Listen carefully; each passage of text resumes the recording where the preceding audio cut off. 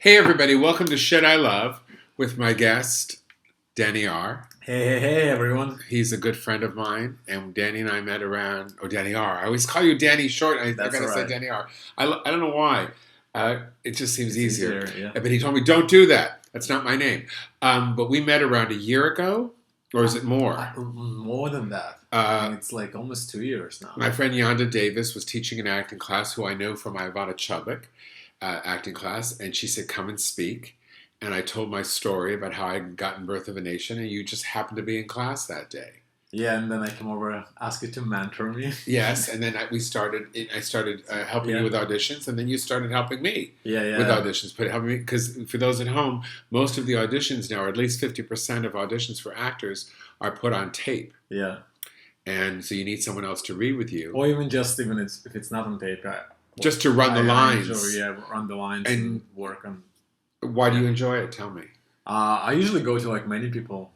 If I get to get an audition, I usually like work with as many people as I can, like 5, 6, so I get different perspectives, and then I steal from everyone and create my own like role, because everybody has different ideas about their role and different like things they feel connected to. So when I see other people perform or read with me, I can. Oh, I think reading with another actor gives me the spark, because I'm a show off, and if something happens, I want to be able to. Oh, there's that wonderful happy accident that happens that I didn't expect, because I was reading with another actor and I was listening and I was reacting to you rather than just doing what I planned. Yeah. For those at home, Daniyar is an actor. He is a director, and he is also just actor and director. But you've written some stuff too. You wrote your own short films. I did, but I don't consider myself, because I don't consider myself a writer either. Yeah, and I've written. Why do you not consider yourself a writer? Because because I know like people who do write and how brilliant they are, and I know I'm like I feel the same way. I'm not even like I can't even comprehend sometimes. Like directing, I'm not saying like I'm a great director or anything, but I could. I feel more comfortable, or like there is more desire for me to do that. I enjoy it very much. Writing, it's. But you've written your own projects. Yeah, I did. You've made your own short films. Yes, I did. Yeah. And you did one called The Visitor, which I saw, which I thought was terrific. Thank you. And it's been in a number of festivals. Yeah. So let's start at the very beginning. Let's do that. A very good place to start. So what I love to do with Daniyar all the time is tell him things that.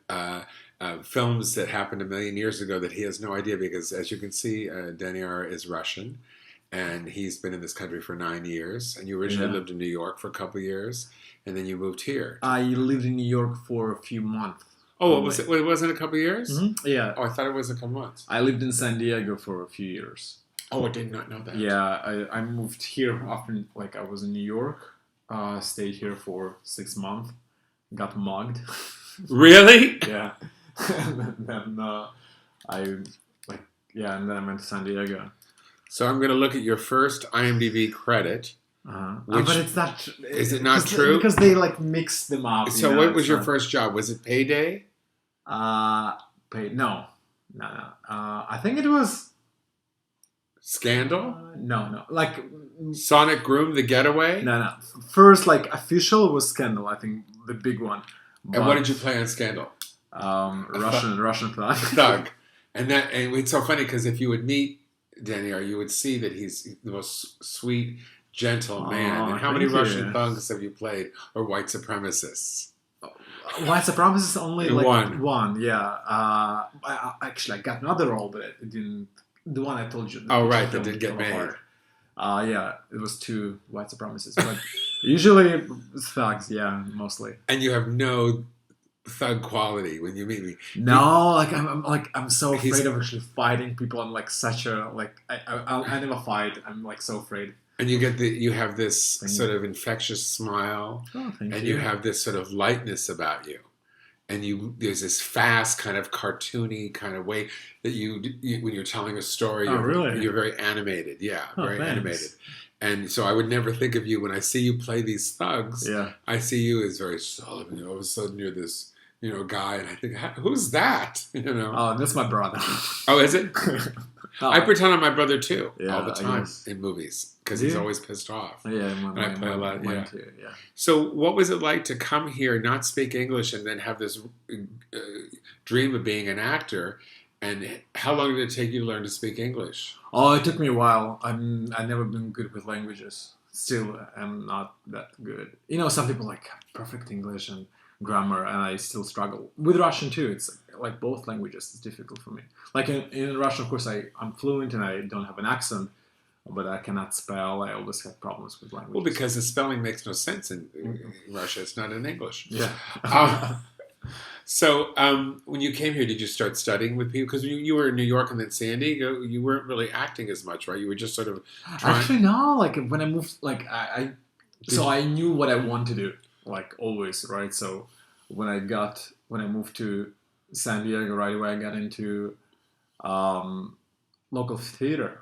I became, like, within a year of being in the States, I didn't even speak English still, but I got the role at this community theater, and I started acting almost right away. And not even being able to speak English. Like I remember I learned this monologue from Shakespeare, Brutus monologue. Lovers, countrymen, and Romans. Oh, yes. Hear me for my cause. You know, and I don't understand what I'm saying. And I like went on the stage, I'm shaking. I forgot like how this words, I don't know what, like, I'm just shaking. It was horrible. And then I got a few roles from this monologue. Yeah. I don't know how. Well, I think talent bleeds through everything. I mean, you've come in 9 or 10 years of living here, you've come in almost full circle. I mean, you had told me when you were doing SWEETBITTER in New York, your first scene in the movie, or the television series rather, because you're a regular on the show, playing Sasha, was starting in the same place that you had a part-time job selling ice cream 9 years before. Yeah, very, very close to it. Like, it was insane. I remember, like very close to it. You know, it was like selling ice cream in Bryant Park, and then we were shooting like a few streets down. I have like sitting in my own trailer, getting ready, and it was just incredible feelings. Just what a circle of exactly. time. Yeah, how like I remember feeling I didn't have any papers. You know, nothing, no English and. Like no safety, nothing basically, and what all you had was your hopes and your own dreams. Yeah. So I remember when you came to my house, you said, "I've read this book, and this part is me. I am perfect for this part." Yeah. And then you put yourself on tape with 50 other people. Yeah. Or several people. Yeah. And you showed me the tape. Yeah. And we started to talk, and I said, "If you do this and this and this," and we started to play with it a little, and then we put yourself on tape again. Yeah. And then you actually sent them 2 different tapes. Yeah. Right. One originally, and then one a couple days later. Yeah, a week later. Yeah. Yeah, which is so you. I don't want to talk for you, but I know your story so well. You tell them you're just so unafraid to keep trying and doing and failing and succeeding and everything. You just are so... It's very, very nice to watch. I don't think I've ever met anybody who does that in the way that you do it. Like, what do you mean?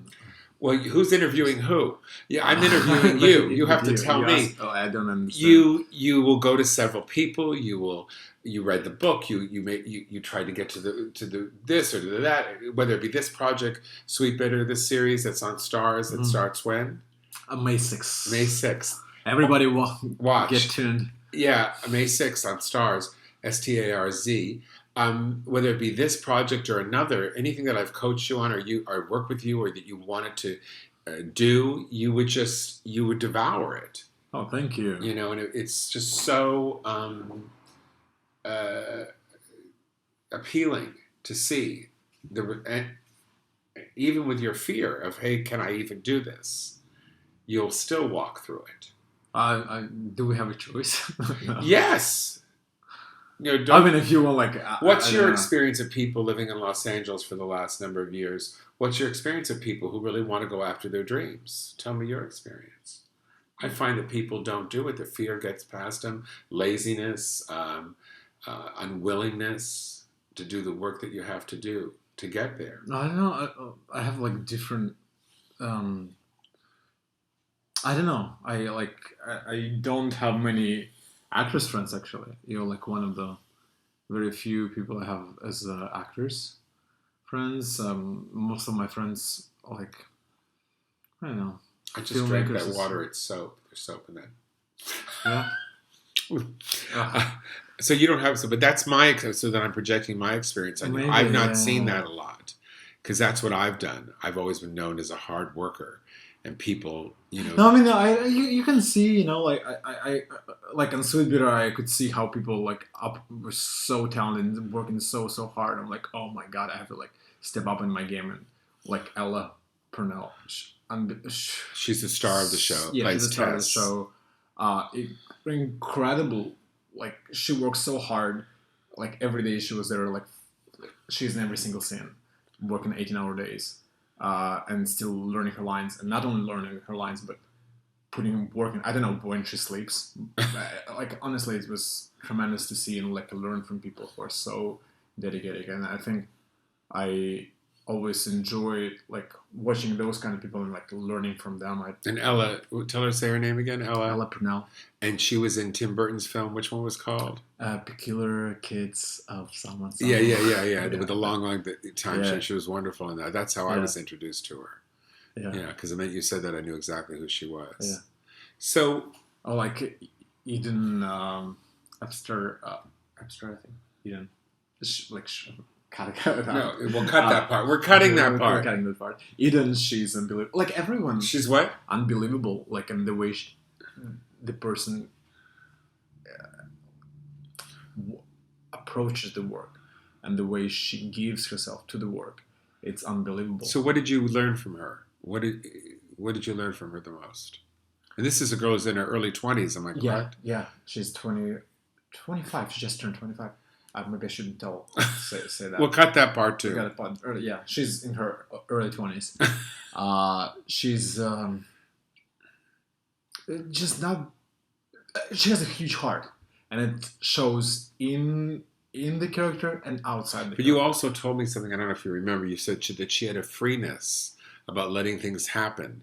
You mentioned that to me once. Yeah. I mean, I think that's happened with. I had to learn that because I think sometimes I'm so dedicated. So there was a scene me and Ella were doing, and in the script it was like I'm holding her face. And it's written that I'm grabbing her face and I'm holding it, looking in her eyes, and she looks at my eyes. But when we were doing it, it just didn't feel comfortable. And at first I was like trying to like manhandle her and like look at my face, and it just doesn't work. And I was able to let go and experience the way it is. And she was just sitting on my shoulder. And I don't look at her, she doesn't look at me, and we just talk without looking at each other. Which people do a lot. Yeah, and it felt very normal and honest, and that felt the truth.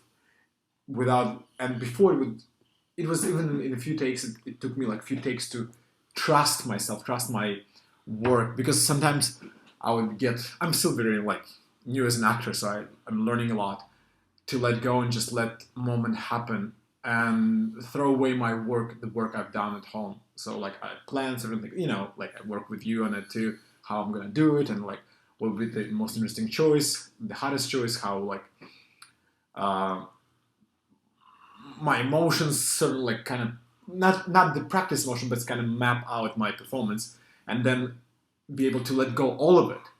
And just if something will come up from it, awesome. If it's not, that's awesome too, and just roll with it. I think that was a huge learning curve for me. Yeah, that was huge for me. But it's sometimes, like I start going back to auditions, and I'm like, it's unapplicable to auditions, because in auditions you have to still plan all of it. So this is why it's kind of like very. I had a guest on the show, Lee Garland, and say what she does is she tries to go to the audition and make the casting director feel comfortable. I thought, wow, that's an interesting thing. Soap too, yeah, there's soap in yours too? Mm-hmm. We're both drinking soap in the water. It's in my office, and I of course, have washed the glasses out, so now we both have soap in our mouths. But she said that she tries to make whoever she's auditioning for feel comfortable. Yeah. And I thought, wow, that's an interesting. I've done that too, it's so interesting. So when I go to when I audition for like student movies, or when I kind of feel I have more experience than the filmmaker. Oh yeah, I do that too. So I'm like, because I directed too, and certain things I could see like from the script or like the way they even want. Maybe it's arrogant, I don't know, but sometimes I want to make them feel comfortable and help them out. But it haven't happened to me on the on a bigger, high-profile show. Yeah, so hopefully it will. So I wanted to talk about I remember right before you got this TV series, you had called me on the phone and we had a conversation. You said, my accent, being gay, everything about me, it's wrong. I don't speak right. I don't talk right. I'm going to have to work on this accent. And we started doing it. Yeah. And you sounded Southern or crazy, Yeah, I was doing, not exactly all of that, but I definitely I still have that. But I remember you saying, I just don't know if I should be doing this. Maybe I should just direct. Every but I just think I think it's important for people to hear this because it's not just us, whoever's listening, is that you felt like it was like the end, and that one day, that one moment, that one conversation, and then all of a sudden everything turned around. Because it is challenging, I think, in terms of. I don't believe that we don't have any power, I think as an actor we do, there is many things we can do to move our career forward. It's not just sitting home and wait for the phone call. Not you and not me, and I think that's what not even creating, I do create, do movies like short films, not because actually I never act in my short films. I don't create them for my acting career. I create them separately because I enjoy directing, but it's just two separate things for me. But what I was trying to say, I think as an actor, there is many things you can do in order to kind of help your career move faster or open it up. Yes, but still, it's not up to you. No. As directing, I think you have more. For me, from my point of view, I don't know if it's true or not, and I haven't directed any big thing, nothing for money. Just your shorts. Just my short films, nothing commercial. I haven't got paid for directing ever. But I do think that there's more. I do think that I remember us talking, and I do think that there are tons of people that have accents that have done incredibly well. Yeah, Rosie Perez comes to mind. Talks like this. She's got this New York thing going, and she does it. And she's had a whole career and an Oscar nomination and high profile films and now she's on a series that's coming up. So it can happen. It depends. I mean, certainly being able to speak with an accent and without opens up absolutely more stuff. Yeah, of course. There's no doubt about it. I had meetings with agents and people tell me you have an accent, buddy. That's. Get rid of it and then come back. And I understood it too. My roommates have so much more auditions just because they don't have an accent because they're Americans. I live with the roommates who are actors as well, but at the same time I'm so specific. So on the other hand, the roles I go for, it's very niche market. So.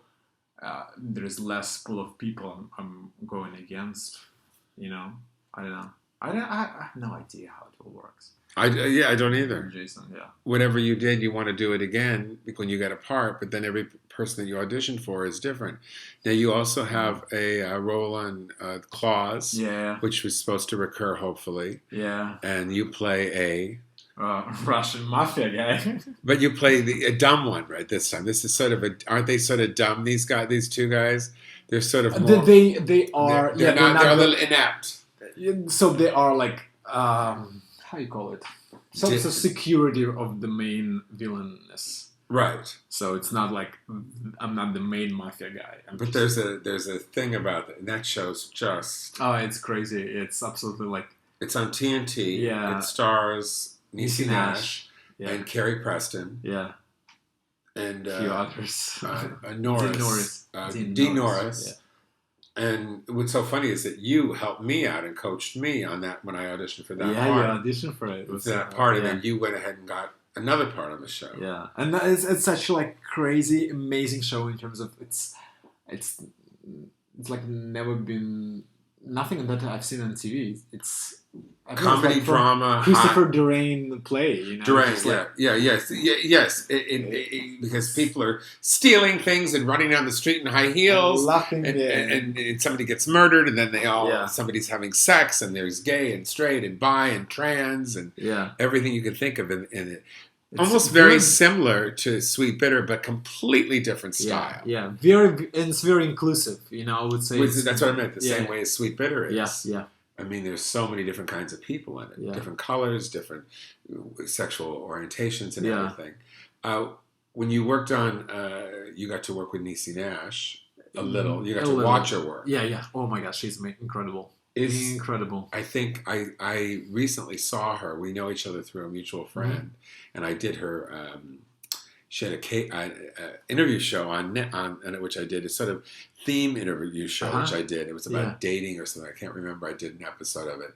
So I knew her through my friend, and I also knew her through that. And I saw her recently, and I got to talk to her about, I don't know, was that some red carpet thing? And I got to talk to her about the show for a moment. And I just think it's her best work. Oh, I mean, because she's the lead. It's definitely her show. It's so much going on in that, don't you think? Yeah. It's absolutely. She's. It's comedy. It's drama.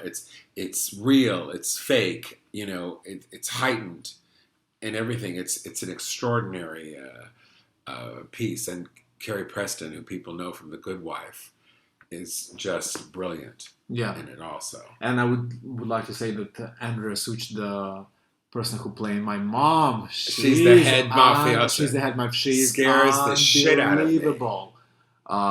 She unbelievable. Do you find that people? I find this all the time. The people that play the villains are usually the nicest people, and the people that play the pretty people are a little more standoffish. I mean, I don't have that much experience to pull from. On my on the claws, I think Andrea, like the villainess, and I and Pavel Man, because we're all Russians, we kind of formed together like Russian alliance, and we were like hanging out with each other all the time.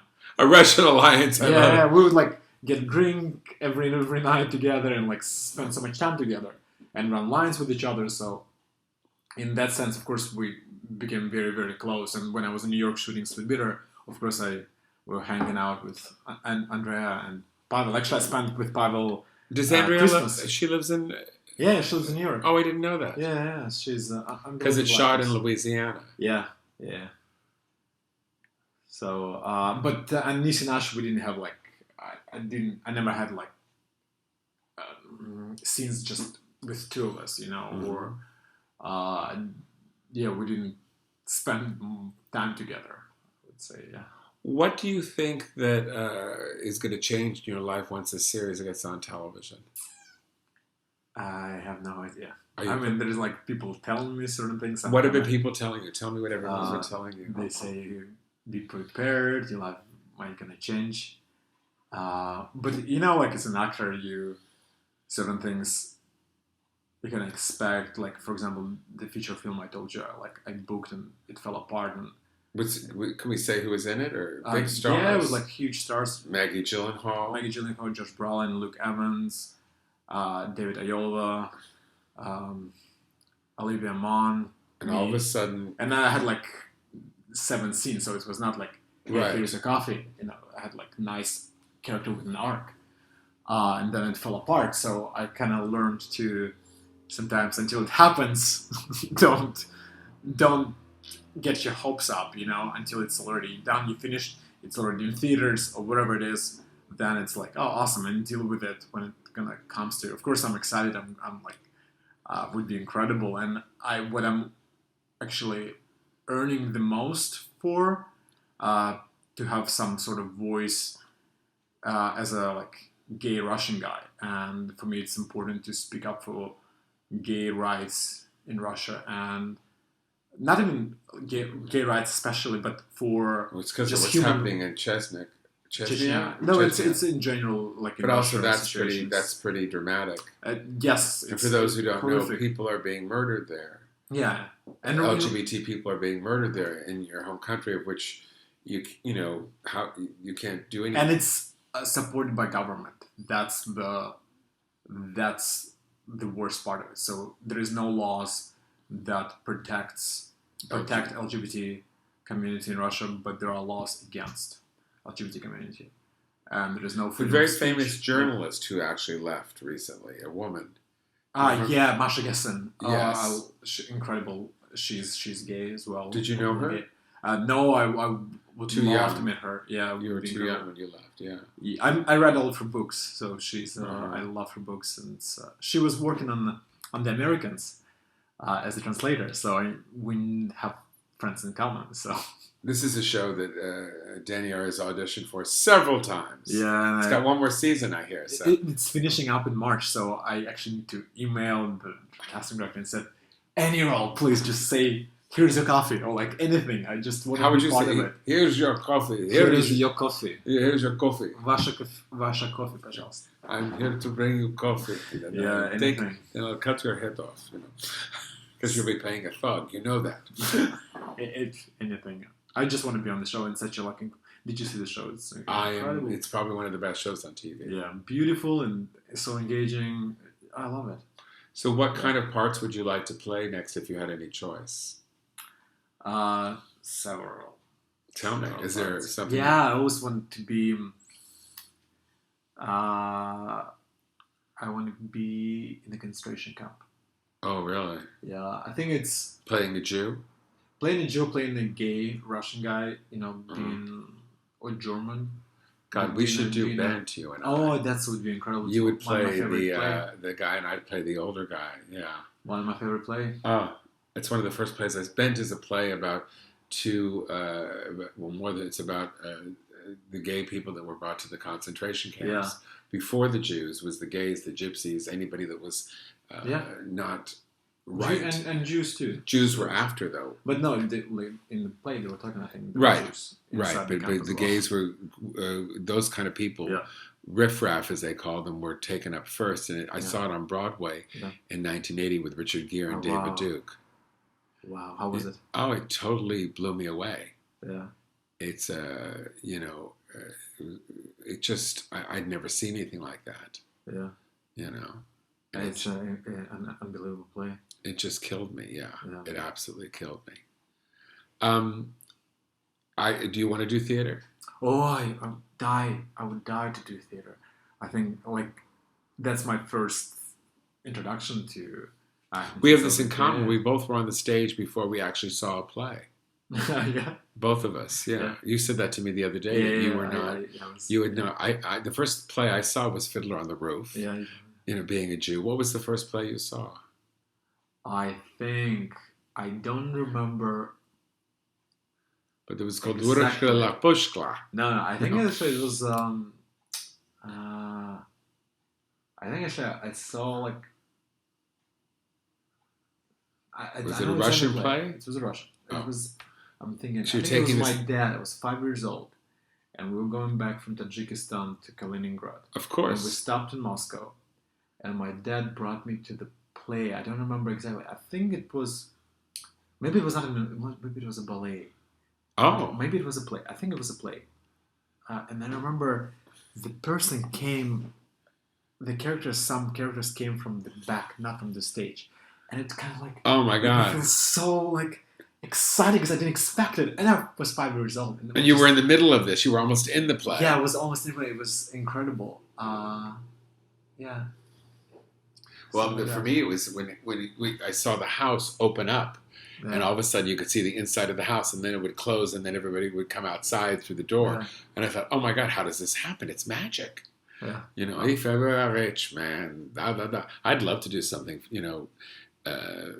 about the concentration camps. My dad, when I was a kid, as you know, was not in the camps, but in the ghettos and running from the Nazis. Oh, yeah. I never told you that? He told me that you were Jewish. But I didn't know But yeah, he for most of his childhood ran for 7 years. And so my father took me to see every concentration camp movie there was because no one would go with him but me because I wanted to go to the movies all the time and spend time with my dad. And I've seen every concentration camp film there is. Oh. So I would love to. Yeah, for me it was like for my dad. I grew up with my kind of I felt connected because being gay in Russia, I didn't feel like I had not even just didn't have liberty. So I always felt like I'm in. Well, not liberties. Let's be honest. You weren't allowed to speak of it because you could be killed or you could be sent off someplace. Even to yourself. So for me, it was very. Oh, say that again. To yourself. Like you couldn't even say it to yourself. Yeah. So that's because you didn't come out till you came here. Yeah. So that's very scary, I think. And I always felt I had recurring dreams about concentration camp. So I always felt like every time I see a movie, I'm like, oh, I know how people feel that. I think, of course, I haven't went through the... But there was a version of that for you. Yes, some sort of version, how, like, I could understand some sort of emotional... and that... Connection. Please cut it out. Right now I'm going to talk about it. Please cut it out. Like, I don't want to talk about, like, bring it, but I want to tell you. I can't cut it out. Okay, so we'll talk about this again. So these are personal things that talk about. Yeah. Again, Lead Garland did the same thing. So, but then there's certain parts of my childhood made me feel like connected to people in a camp, and made me feel like, oh, I kind of understand. So you felt you could play that part. Yeah, and of course not to the extreme level. Of course, I haven't been to. I haven't. I cannot even compare, but. Some sort of like in me always wanted to go there to that place. Who do you want to work with? What director? Like here, Sean Baker. I would love to work with him. And of course, like there's a poster on the wall in my office of the film Tangerine. And I was in that film. Yeah, I love this film. I love one of my favorite film directors, Xavier Dolan, French Canadian. Oh yes, you've told me about him. I've tried to contact him. No luck because of you. Luck, yeah. Yeah, he wouldn't return. I guess I wasn't important enough or cute enough. But hopefully that would be like a dream come true to work with him. Well, hopefully I'm going to get a job with him through you. When you get your part of the film, you say, "Who's going to play the?" I don't think he will do a concentration camp film, but I just separate. I love family drama. I think. I enjoyed playing, I enjoy dramas. Well, SWEETBITTER is almost a family drama because it's about a people who are a self-made family. Yeah, very much so, like dysfunctional family. Yeah. Our creator, she would describe the environment in... so it's the series about the environment in the restaurant. So this dysfunctional family in the restaurant. Take it from a book who wrote the book? She wrote the book, Stephanie Danler. Incredible book, so everyone go buy it and read it. And the TV series based on that book. And so they bought it, and she also created the series. Yes. Which is sort of amazing that somebody gave her this opportunity to not only write the book, but be able to take her own book and be her own and I think she writer-producer. To make it her own opinion, I think she's... It doesn't often happen where they let people do that. Someone will take the idea and then do that. This is so old school Hollywood. In the 70s, there was like one or two people that would run a series, and which is what is on yours. There's two people. There's the writer and then the showrunner, right? Yeah. They started, as the years went on, there were like so many writers and so many producers that all the shows became very Wonder Bread. They were like white breadish. And now your show, because I was lucky enough to get to speak with you and talk to you about the part while you were shooting it, and we Skyped all the time. And I was lucky enough to be a part of it in the background to see how this went down, and it was sort of exciting, to hear about everybody doing something together for the first time. Yeah, I mean, she's unbelievable. I don't have words for it. She's an unbelievable person, and have so much passion and so much creativity in her. That's the way I felt about Nate Parker. Encouraging. When I did Birth of a Nation, that he took this film and this was his thing, and in his first directorial film for a feature, and you get to be a part of this family, and when that happened to you, I thought to myself, really hold that because it doesn't always happen in that way. Mm-hmm. You were saying the other day when you were auditioning for an episodic, God, it doesn't feel like it doesn't. I just want to do the part. I don't want to audition. I remember you said, I just want to do the part. I don't want to audition anymore. It's so hard because auditioning is a whole different thing. We were talking in the beginning, Yeah. how when auditioning, it's you have to create everything on your own. And when you get the role, there is a director. So there is sort of, you do the work, but then there is this joy of letting go of control completely and just play. And even if you, like an hour shortlist was, even if I do mistake, I can trust the director and other actors that they will like grab me. They will not let me like fall, or they like pick me up and have this safety for each other. And we grab each other and we can play in it and fall and be okay with it. And I guess that is incredible. But at the audition, if you fall, you fall. And then you can't get right. Then you're done. They go to the next one, or maybe they love your fall, and you don't even know that. Sometimes they, oh my God, he fell so great, and look at how he did that and recovered it. Or maybe the fall was great, and you don't even realize that. No, but by fall I mean like sometimes you make a choice which is maybe you don't understand the character enough, or you make wrong choice. Right. Whatever is choice wrong, but not. Like, yeah, sometimes you don't understand the writing. Sometimes you don't like. Yeah, sometimes. You actually did one of your biggest episodes where you were sick. Oh yeah. And you just tell us about that. You were like throwing up and really. Before we start shooting, I got stomach flu, and then I didn't sleep night. Which is my fantasy, to have stomach flu at least once a week to keep my weight down. But go ahead. Don't wish upon anyone that. It was horrible. So I had like extreme, like I was, But you were still able to do your show. But you were. Yeah. Of and course. then you recently went to. What was it? You recently went to looping, which is, for those at home, was redoing certain lines if it didn't come out clearly or something happened, and you got to see your performance, and you thought you did it. But it was not. Wasn't that scene? It was not that scene. It was different. Like the looping we were doing, the episode 2, when I was just very like, it was my first like long scene with like I had a long monologue with many extras, and it was walk and talk with Steadicam, and it's a lot. It's a lot to do. It was a lot to do. For those at home, to walk and talk is probably the hardest thing to do, because you have to walk and you have to hit marks. Yeah. So you have to make sure that the camera is able to follow you from wherever you're going.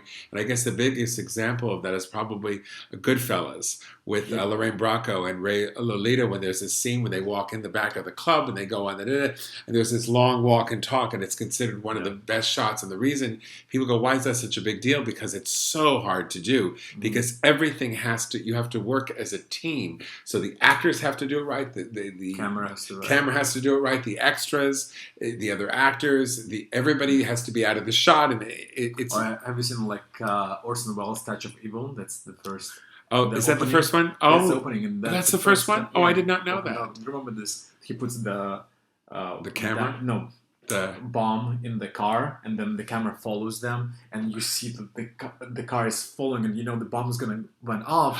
Oh my God! Yes. So that's the first, the first ever. What film made you want to be an actor? Is there a film? No, I just always knew it's what I want to do. From the stage. I know, since I was a kid, I always performed. But is there a film that has encouraged you more to want to do? I never had Jason never had a question. It was like, boom. But is there one? I remember there are different films that I saw as I've grown as an actor, and I go, oh my God, that's something I think I can do. And I would start to do that, because I think if you don't have certain experiences in your life, people would often ask, how did you do this character? It's so different than you. That's what I get asked all the time. And then I think, it's because I saw it in this movie. Oh, I steal, you told me, stealing all the time. You, of course. But let's be careful when we say, you don't really steal, because you steal an idea, but I am the worst impressionist ever. Me too. So I can't steal somebody, but I can steal it, and it comes out my own way. Yeah. Who have you stolen from? I have my list. I think I just enjoy watching many people, you know. Who are some of your favorites? I think certain roles have like unconsciously you just do them because it's like when you were a kid, you watch them and you like them a lot. I think. Do you remember? It's so stupid. I watched Alf. Do you remember the TV show? Alf. Alf? Oh yeah, Alf. About the puppet. The puppet, but the alien. The alien puppet. Yeah, alien puppet. So when I was a kid, I would like mimic him. So in my head, I was kind of him.